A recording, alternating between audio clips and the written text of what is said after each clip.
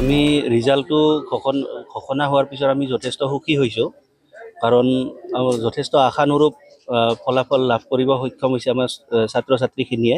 এইবাৰ মানে ৰিজাল্টটো আমাৰ যথেষ্ট আশা আছিল, ছাত্ৰ ছাত্ৰীখিনি যথেষ্ট সম্ভাৱনাপূৰ্ণ আছিল এইবাৰ।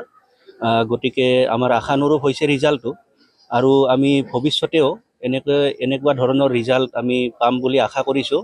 বৰং ইয়াতকৈ ভাল কৰিব আমি চেষ্টা কৰিম। আমাৰ চেষ্টা আমি অবিৰতভাৱে কৰি আছোঁ।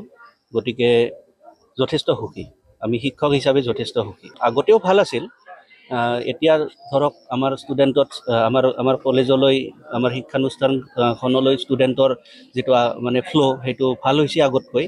গতিকে নিশ্চিত ৰূপে মানে কি আগতকৈ আমাৰ ৰিজাল্টটো নিশ্চিত ৰূপে ৰিজাল্টৰ যিডাল গ্ৰাফ এডাল উন্নতি হৈছে এতিয়া। আগলৈকেও এনেকুৱা হ'ব বুলি আশা ৰাখিলোঁ। সম্ভাৱনাপূৰ্ণ যথেষ্ট ষ্টুডেণ্ট আছে, এইবাৰো আছে বা নতুনকৈ এডমিশ্যন হোৱা ষ্টুডেণ্টবিলাককো দেখা গৈছে। তেওঁলোকৰো যথেষ্ট প্ৰতিভাৱান। আমি তেওঁলোকৰো সাক্ষাৎকাৰ কিছু লৈ আছোঁ আৰু এইবাৰৰ বেটছৰ ভৱিষ্যতেও আমি যথেষ্ট আশা কৰিছোঁ। 2024 চনৰ যিটো ফলাফল তাত আমাৰ ভালে হ'ল। আমি খুব মানে ছেটিছফাইড যে আমাৰ 100% ৰিজাল্ট হ'ল আৰু ষ্টাৰ বহুতখিনি আহিলে আৰু আমি নেক্সট ইয়াৰৰ কাৰণে আমি এতিয়া প্ৰিপেয়াৰ হৈছোঁ, আমি মানে প্ৰস্তুত হৈছোঁ। আমি নেক্সট ইয়াৰ 90+ আনাৰ কাৰণে আমি যত্ন কৰিম আৰু বৰ্তমান আমাৰ যিমানখিনি ছাত্ৰ ছাত্ৰী আছে ন' ডাউট 90+ নেক্সট ইয়াৰত আমি আনিব পাৰিম। আমি বহুতখিনি সুখী হৈছোঁ, ৰিজাল্টটো ভালেই হ'ল। আমাৰ টোটেল ছায়েন্স আৰ্টছ কমাৰ্চ মিলি 82 আছিলে আৰু 82 পাছ হৈছে আৰু মেক্সিমাম ষ্টাৰেই আছে আমাৰ।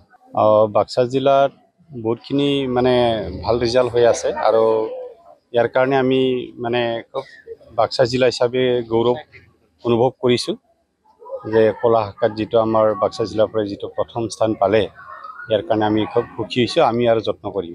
গ্ৰীণলেণ্ড একাডেমি শিক্ষাৰ ক্ষেত্ৰত এক গুৰুত্বপূৰ্ণ অৰিহণা যোগাইছে। অতি পিছপৰা অঞ্চল, আৰ্থিকভাৱে পৰিয়ালসমূহ সচ্ছল নহয়, লগতে শিক্ষা দীক্ষাৰ ক্ষেত্ৰতো একেবাৰে পিছপৰা অঞ্চল। এই অঞ্চলটো শিক্ষা সংস্কৃতি আদি আগবঢ়াই নিয়াৰ ক্ষেত্ৰত গ্ৰীণলেণ্ড একাডেমি এক গুৰুত্বপূৰ্ণ অৰিহণা যোগাইছে আৰু আমাৰ অধ্যক্ষ মাননীয় মুছাহাৰী ছাৰে এই ক্ষেত্ৰত লোৱা পদক্ষেপে ছাত্ৰ ছাত্ৰীক লগতে অভিভাৱকো যথেষ্ট উৎসাহিত কৰিছে আৰু আমি আশা কৰিছোঁ অদূৰ ভৱিষ্যতে আমাৰ বাক্সা জিলাৰ ভিতৰতেই নহয়, অসমৰ ভিতৰতে শালবাৰী অঞ্চলটো শিক্ষাৰ ক্ষেত্ৰত উজ্বলি উঠিব আৰু এই আশা কৰি আমি দিনে নিশাই অবিৰত চেষ্টা অব্যাহত ৰাখিছোঁ আৰু ছাত্ৰ ছাত্ৰী অভিভাৱক সকলোৰে সহযোগিতা আমি কামনা কৰিছোঁ।